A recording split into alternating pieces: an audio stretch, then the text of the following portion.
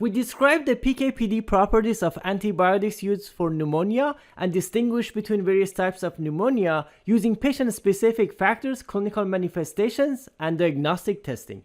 Now, let's use risk stratification tools to assess a patient's risk with pneumonia and aid in determining setting of treatment. Now, at this point, you should know that there are 4 different types of pneumonia. There's community-acquired pneumonia, there's healthcare-associated pneumonia, there's hospital-acquired pneumonia, and there's ventilator-associated pneumonia. Now, keep in mind that the severity of illness is different in different types of pneumonia. So here on the y-axis, you can see the mortality rate. So in community-acquired pneumonia, the mortality rate in this study was about 10%, which was significantly lower than a mortality rate in nosocomial pneumonia. Now, on the other end of the spectrum, we have ventilator-associated pneumonia, which has the highest rate of mortality compared to other types of pneumonia. So I would rank different types of pneumonia like this. Ventilator-associated pneumonia is the more severe disease, and community-acquired pneumonia is a less severe disease relative to other types of pneumonia. So if community-acquired pneumonia is a less severe disease, where exactly should patients with CAP be treated? Now, of course, the decision to hospitalize a patient ultimately depends on the clinician's judgment. So clinical judgment is important, but there are also some tools that can be used in order to aid in making that decision. So there's the Pneumonia Severity Index, or PSI. It's also referred to as the PORT score. And there's the Curve 65 score. Now, these scores are just to help. They are not to replace clinical judgment. The Curve 65 has not been as well validated as the PSI score, but because Curve 65 is more simple, it's more practical to use at bedside. So when a patient with CAP is presented, the severity of illness is assessed, and then the patients can, generally speaking, be in 3 different groups. So there could be the low risk group, moderate risk group, and high risk group. Now, low risk group patients typically can be treated as outpatient, unless they have an contraindication to outpatient, in which case they will be admitted to the hospital. For example, if a patient cannot take oral medications, then they need to be admitted to the hospital in order to receive intravenous antibiotics. And when we say outpatient treatment of patients, it basically means the patient will receive a prescription for antibiotics and they get discharged and they go home. Or if the patient is at the primary care physician's office, they receive a prescription and then they go home. Now, in moderate risk and high risk patients, these patients typically need to be admitted to the hospital, and in some severe cases, the patients need to be admitted to the ICU because of the hypoxia.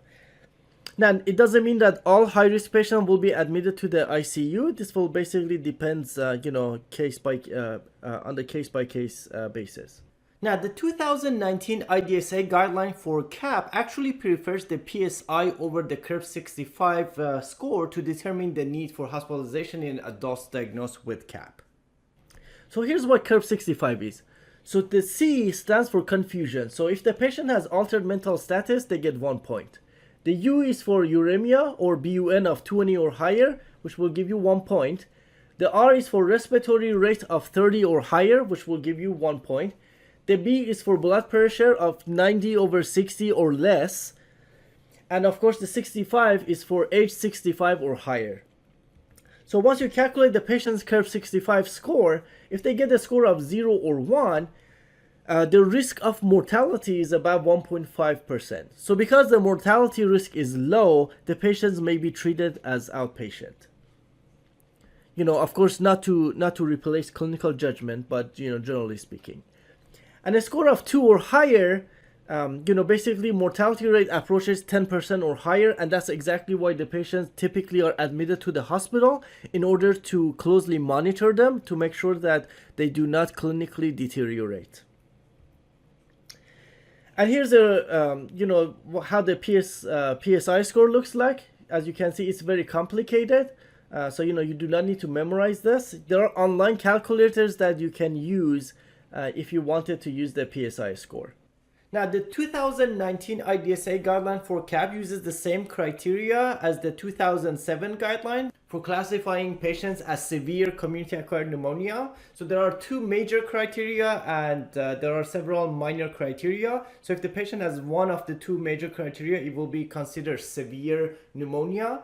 And basically severe pneumonia, for the most part, the patients will likely need to be in the ICU. So as you can see, the criteria here is septic shock with need for vasopressor. So this can only happen in the ICU, and of course respiratory failure requiring mechanical ventilation. So both vasopressor and mechanical ventilation will require patients to be admitted to the ICU. Now if someone has three or more minor criteria, they will also be classified as severe pneumonia. However, depending on the minor criteria, the patient may not necessarily need to be admitted to the ICU. But the reason I am mentioning this criteria for determining what's severe cap and what's non-severe cap is that the treatment actually depends on it. So the treatment for severe cap might slightly be different than the treatment for non-severe cap. So if someone does not meet these criteria, they will be considered non-severe.